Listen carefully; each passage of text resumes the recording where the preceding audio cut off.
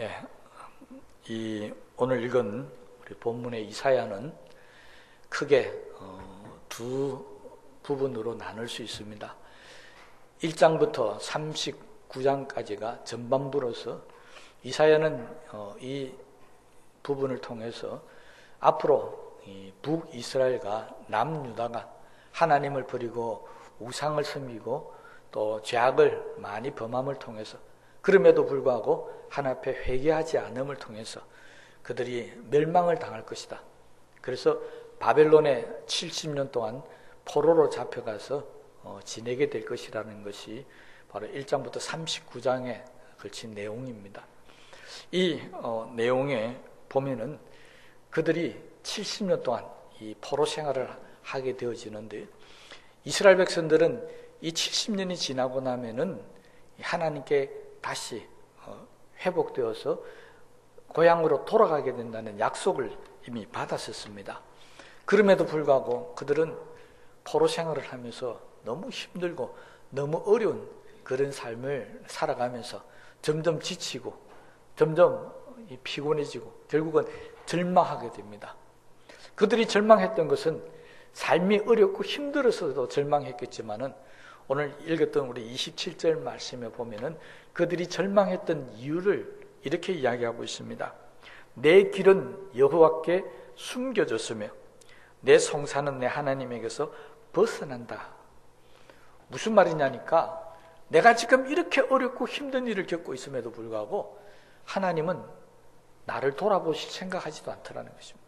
나를 지키고 보호해주시고 나를 이 어렵고 힘든 곳에서 좀 해방시켜 주시면 좋겠는데, 하나님은 전혀 그런 기미가 안 보이신다는 거예요. 하나 더 나가서 내한테 별 관심도 없는 것처럼 그렇게 보이더라는 것입니다. 그것까지는 좋은데 그 다음에 이렇게 어려움을 당하니까 내가 하나님 앞에 나가서 열심히 기도하고 아뢰었다는 것입니다. 하나님, 내가 지금 이런 어려움이 있고 내가 이렇게 힘듭니다. 그렇게 부르짖고 기도했음에도 불구하고 하나님께서도 그것마저도 들어주시질 않더라는 것입니다.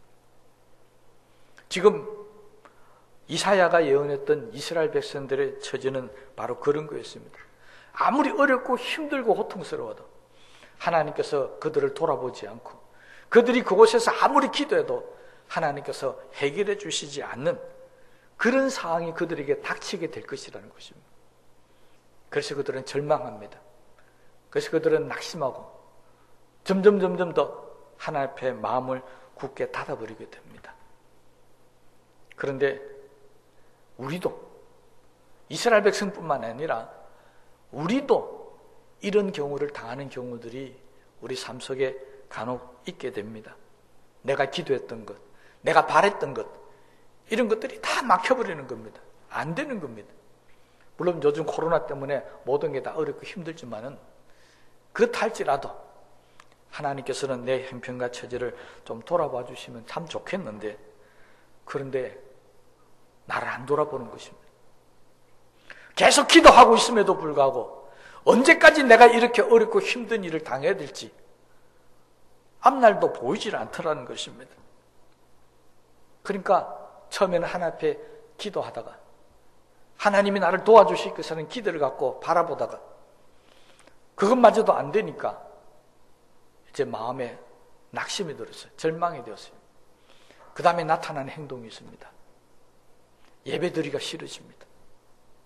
하나님 말씀 듣기도 싫어집니다. 기도하기도 싫어집니다. 심지어는 교회 가기조차도 힘들어지는데 그것마저는 어쩔 수 없어서 차마 그렇게는 하지 못했어요. 교회 나와서 앉아 있는데 다 싫은 겁니다. 이스라엘의 형편이 바로 그랬습니다. 그래서 그들은 더 이상 아무것도 할 수도 없고 기도도 안 되고 다 할 수도 없으니까요. 그냥 주저만 앉아있는 그런 상황에 이르게 되어졌다는 것입니다. 그런데 우리가 이 이사야서를 통해서 꼭 기억해야 할 것이 있습니다. 그게 이제 40장부터 나타나는데, 하나님은 절대로 우리를 그냥 버려두지 않으신다는 것입니다.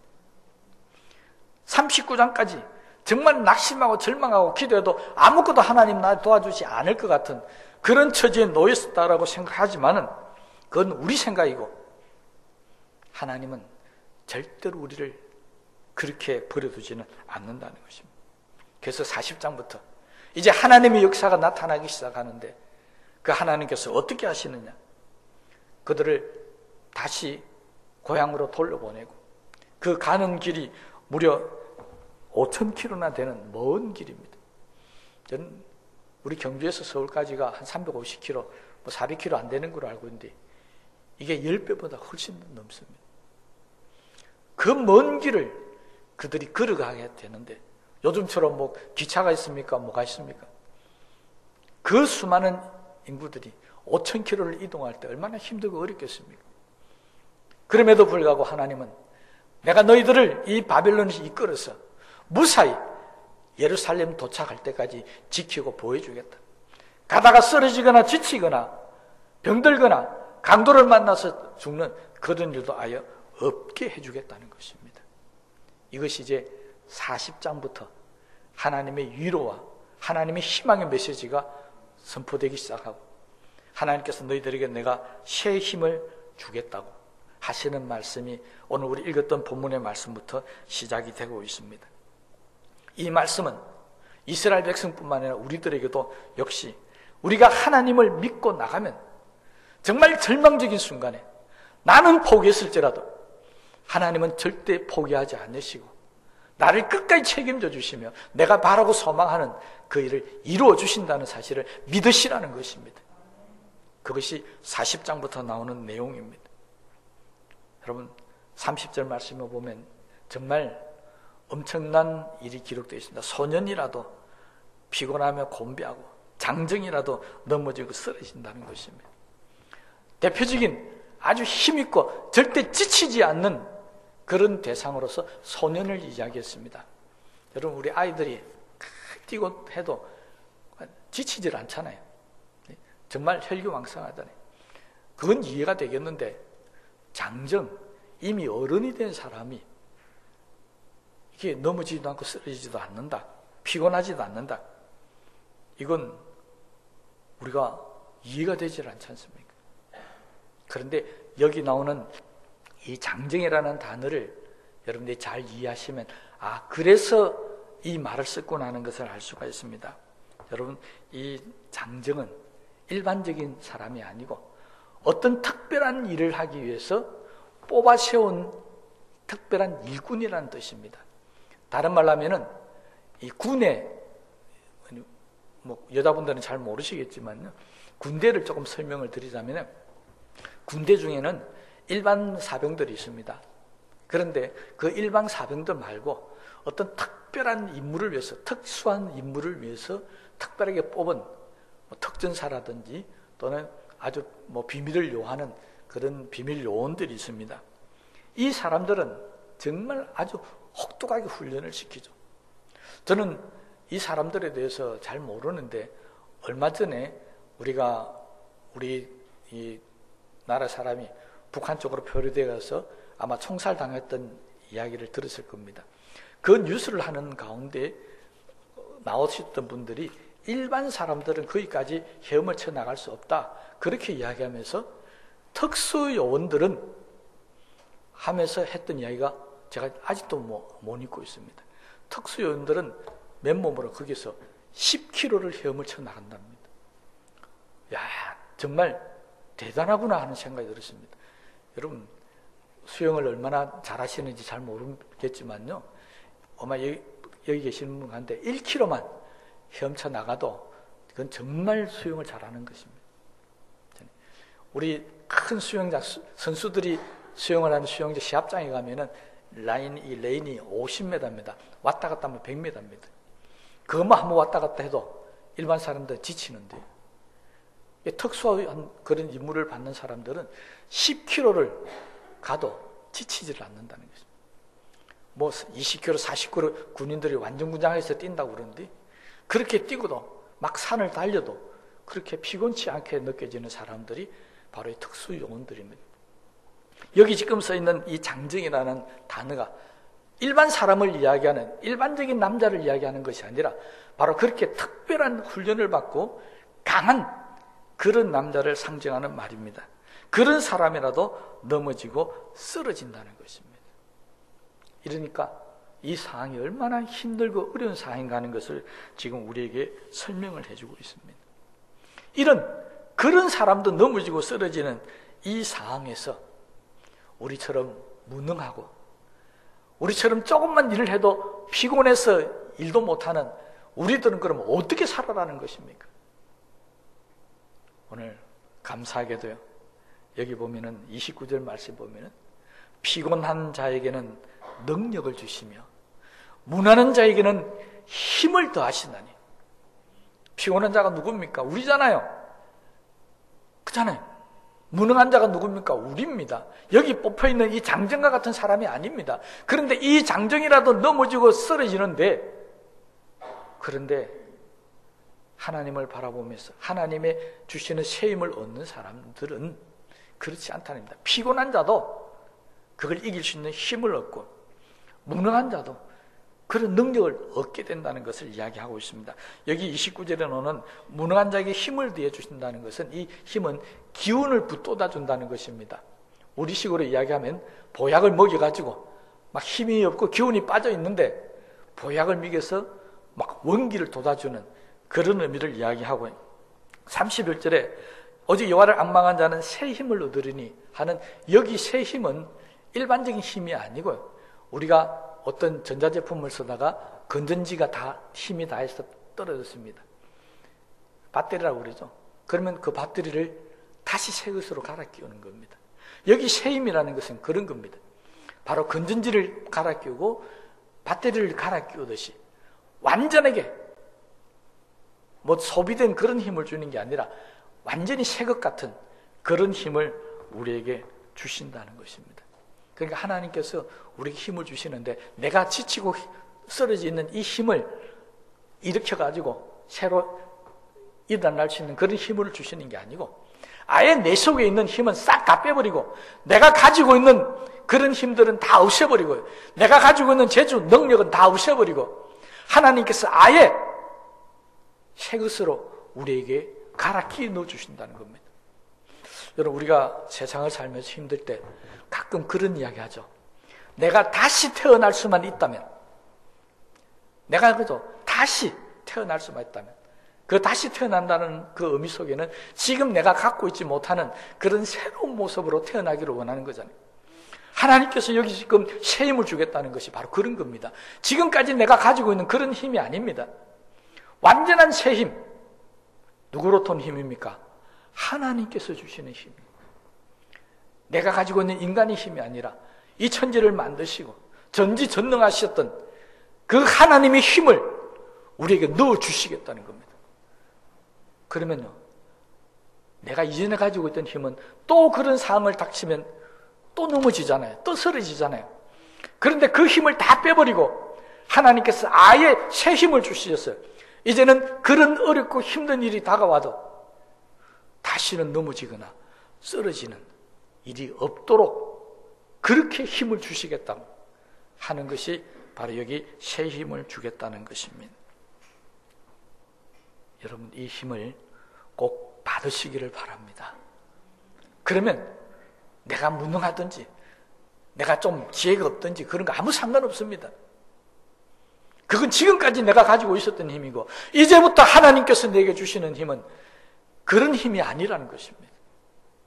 성령을 통해서 우리에게 무한한 힘, 장정도 넘어지고 쓰러지지만은 그런 특별한 훈련을 받은 사람들도 넘어지고 쓰러지지만 새 힘을 받은 우리는 절대로 넘어지는 분이 없습니다.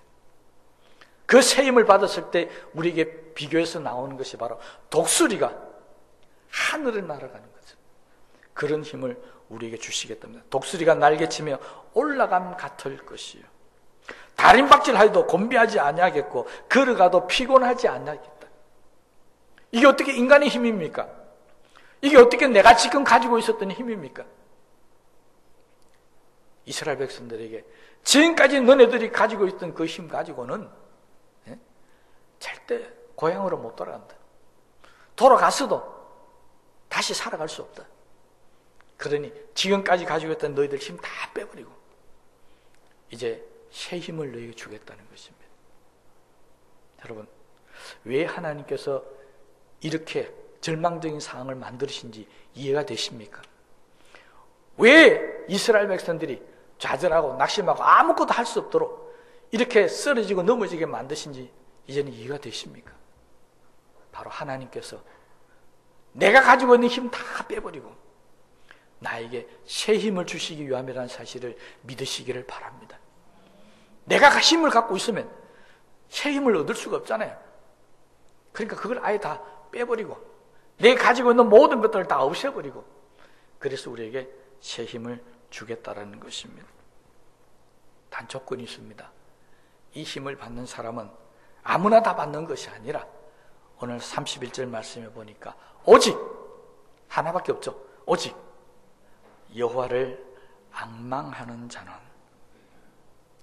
바로 이겁니다. 그렇다면 앙망이라는 뜻은 뭡니까?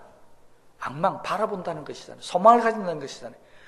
어떤 어려움과 힘든 상황 가운데서도 정말 죽고 싶은 그런 상황 가운데서도 하나님 바라보는 것을 포기하지 않는 사람,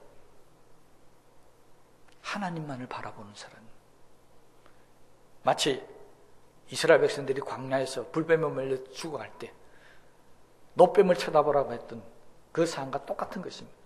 내가 지금 죽어가 얼마 안 있으면 죽을 심정이 되어도 하나님만을 바라보면 다시 새 힘을 얻어서 살아날 수 있다는 것입니다.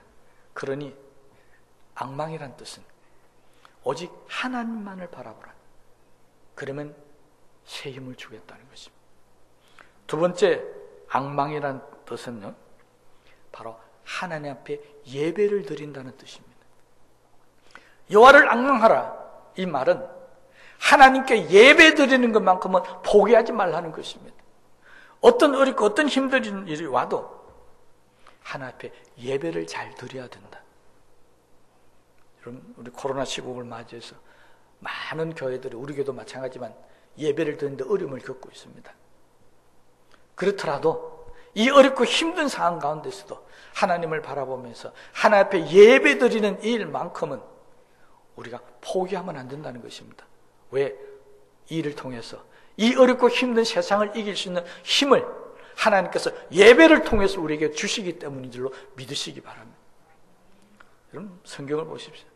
하나님 축복이 어디서 흘러나옵니까? 바로 강단을 통해서 생명수가 흘러나왔어요. 온 땅을 적시고 소생하는 역사가 일어난다고 그랬습니다. 땅을 살릴 수 있는 것은 바로 하나님의 성전에서 흘러나오는 물밖에 없습니다. 이 물이 흘러나오기 위해서 우리 하나님 앞에 나와서 열심히 하나님 앞에 예배를 드리고 하나님을 앙망 바라봐야 한다는 것입니다. 오늘도 하나님께서 나에게 축복하실 것이다. 오늘도 하나님께서 나에게 새 힘을 주실 것이다. 예배에 나와서 하나님을 바라보고 그 힘을 받아서 돌아가라는 것입니다. 이게 여호와를 앙망한다는 두 번째 뜻입니다. 마지막 세 번째 뜻이 있습니다. 이 앙망이라고 하는 뜻은 원에 보면 뭘 꼬아서 비튼다는 뜻이 있습니다. 뭘 말하냐면은 밧줄을 생각하시면 됩니다. 이런 밧줄을 꼬아가지고 실을 자꾸 꽂다 보면 아주 굵은 튼튼한 밧줄이 되죠. 절대로 끊어지지 않는 그런 밧줄이 됩니다. 여러분들 가끔 이렇게 바닷가나 가시다 보면 큰 대교를 건널 때가 있잖아요. 그럴 때 보면은 그 대교를 잡고 있는 큰 쇠줄을 볼 수 있을 겁니다. 그게 보면 밧줄 형태로 막 꼬여가 있죠. 그 쇠를 갖다가 해가지고 꼬여가지고 절대로 끊어지지 않도록 그렇게 만들어서 다리를 붙들고 있습니다. 지금 앙망이라는 것이 바로 그런 뜻입니다. 꼬아서 밧줄을 만들어서 튼튼하게 만드는데 이걸 어떻게 꼬느냐니까 내가 힘없고 나약해서 나는 피곤하고 무능한데 약하잖아요. 그런데 하나님께서 하나님의 능력과 하나님의 힘으로 합쳐서 꼬은다는 것입니다. 그러니까 여호와를 앙망한다는 것은 하나님, 나는 약하고 나는 부족하고 나는 아무것도 할 수 없습니다. 그러니까 하나님의 능력으로 그 강한 힘으로 나를 붙들으셔서 나를 비빌 꼬아가지고 그러면 나와 하나님이 꼬이면 약한 내가 없어져 버리고 하나님의 강함만이 나타나게 된다는 것입니다. 이게 앙망이라는 뜻입니다. 그러니까 여호와를 앙망한다는 것은 하나님, 나는 연약합니다. 나는 너무 부족합니다. 그러니까 하나님께서 나와 함께 하셔서 나로 강한 자로 만들어 주시옵소서. 이것이 앙망이라는 뜻의 세 번째 뜻입니다. 그러니까 바로 이런 사람에게 하나님은 지금까지 얻지 못했던 새 힘을 우리에게 주시겠다고 약속하고 계십니다. 그러니 우리는 이 힘을 받으셔야 합니다. 그러기 위해서 하나님을 바라보고 예배를 통해서 하나님의 은혜를 축복받고 나의 약함을 하나님 강함으로 바꿔놓아야 한다는 것입니다. 그렇지 못하면 교회 나와도 재미가 없습니다. 예배를 드리고 있어도 힘이 나는 게 아니라 힘이 빠집니다. 피곤합니다. 이것이 하나님의 힘을 받지 못한 사람의 모습입니다. 아무리 강한 힘을 갖고 아무리 뛰어난 능력을 갖고 있다 할지라도 이 세상과 싸워서 이길 수 있는 사람은 아무도 없습니다. 그러니 우리는 하나님의 능력과 하나님의 힘을 가지고 살아야 한다는 사실을 깨닫게 되게 되시기를 바랍니다. 그 힘은 독수리가 날개치며 올라감 같을 것이다. 저는 독수리가 날개치며 올라가는 모습을 한 번도 본 일이 없습니다. 그래서 이 힘이 어느 힘인지는 잘 모르겠습니다. 그런데 문헌에 여러 가지 글이나 또는 TV를 받아가 보면 새중에 독수리가 정말 강한 짐승이고 하는 것을 느낄 때가 많이 있습니다. 그래서 새중의 왕을 우리는 독수리라 꼽고 있습니다. 날개를 치고 올라가면 저는 본 일이 없다고 말씀드렸습니다. 그러니 들은 이야기입니다. 목사님 뭐 봤습니까? 이러지 마십시오. 구름을 뚫고 올라간답니다. 그 두꺼운 비구름을 뚫고 올라가서 그 구름 위에서 태양을 빛을 받아서 젖은 날개를 말르는 것이 바로 독수리라고 합니다. 그러니까 얼마나 높이 올라가야 될지 모르겠죠. 올라가다가 지치면 힘이 없잖아요. 그래서 힘 중에 최고 힘, 우리는 사자라고 생각하는데 아닙니다. 뭐 호랑이라고 생각하는데 아닙니다. 진짜 강한 힘은 독수리라고 그럽니다. 그래서 여러분들이 잘 보시면, 저는 한번 설교할 때 말씀드렸죠. 세계에서 가장 강한 나라들이 자기 나라의 상징으로 삼는 것이 독수리입니다. 현재 미국이 독수리를 상징으로 삼고 있습니다. 역사에 보면 세계 최대의 제국이었던 로마 제국이 독수리 문양을 사용하고 있었습니다. 역사는 독수리가 가장 강하다라고 우리에게 이야기하고 있는데, 바로 이런 힘을, 그러니까 이 세상에 존재하는 가장 강한 힘을 우리에게 주시는데, 여기가 독수리가 날개치며 올라간다는 의미를 우리가 좀 이해를 하셔야 됩니다. 우리도 새 힘을 얻었으면 뭐 해야 된다고요? 날개치며 올라가야 이 힘이 얼마나 강한지를 알 수 있다는 것입니다. 독수리가 아무리 힘이 있다 하더라도 나뭇가지에 앉아있으면 그 독수리가 힘이 센지 약한지 모릅니다. 독수리가 얼마나 강하냐는 것은 정말 비구름을 뚫고 날개치며 올라가는 모습을 볼 때, 독수리가 정말 강하구나 하는 것을 알 수 있던 것처럼, 여러분, 하나님께서 우리에게 새 힘을 주셨습니다. 이 새 힘을 받고 내가 가만히 있으면 하나님이 내게 주신 이 힘이 얼마나 강한지 모릅니다. 우리도 날개치야 된다는 것입니다. 날개짓을 해야 된다는 것입니다. 다시 말하면 우리가 신앙적인 용어로 이야기하면 믿음의 날개짓을 해야 한다는 것입니다. 그래야 하나님 주신 이 힘이 얼마나 강한 힘인지를 내가 스스로 알게 되고 경험할 수 있다는 것입니다. 그러므로 오늘 이 시간 이후부터 여러분들 열심히 기도하셔서 하나님 앞에 복을 받으시고 능력을 받으셔서 새 힘을 받으셔서 가만히 있지 말고 믿음의 날개짓을 쳐보시기 바랍니다. 하나님께서 내게 주신 이 믿음의 힘이 얼마나 강한지 한번 날개짓을 해보시기 바랍니다. 그러면 정말 하나님께서 나에게 큰 힘을 주셨다는 것을 알 수 있을 것입니다. 히브리서 기자는 이 힘을 경험하고 우리에게 이렇게 이야기했습니다. 히브리서 11장 38절 말씀입니다. 이런 사람은 세상이 감당하지 못하는 도다. 하나님 앞에 셈을 받아서 믿음의 힘으로 날개를 치는 사람은 절대 세상이 이길 수가 없다는 것입니다. 왜? 그건 우리 힘이 아니잖아요. 그것은 바로 하나님의 힘입니다. 믿음의 힘입니다. 그래서 세상이 감당치 못할 것은 믿음이라고 하는 것입니다. 여러분이 어떤 믿음을 가지고 있습니까? 하나님이 도와주시기를 원하십니까? 하나님이 나와 함께 하셔서 나에게 새 힘을 주셔서 내가 강한 사람이 되기를 원하십니까? 하나님은 분명히 우리를 도와주시는 분입니다.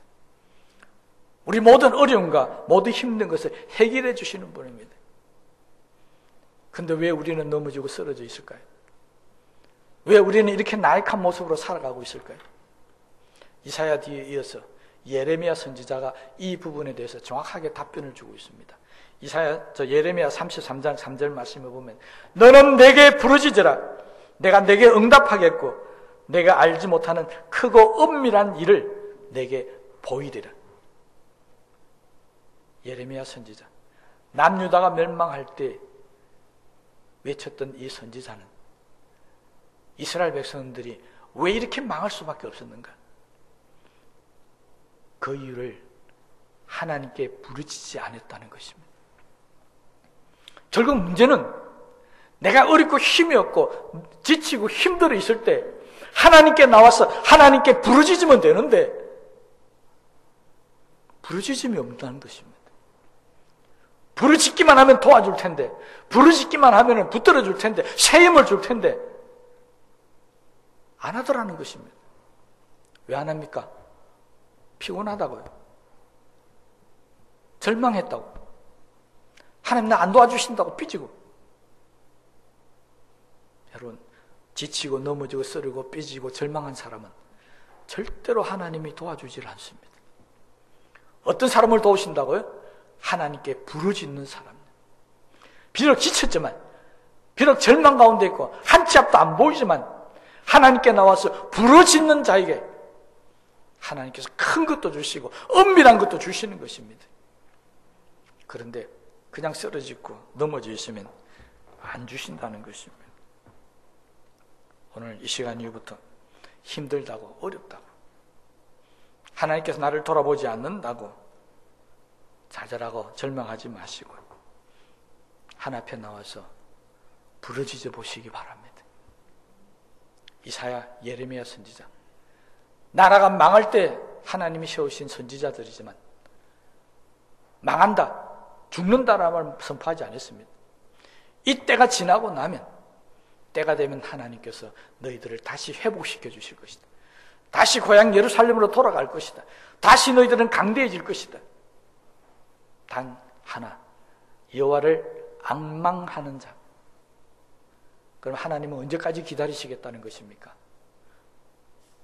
언제까지 기다리시겠다는 겁니까? 지치고 쓰러지기를 기다리는 게 아닙니다.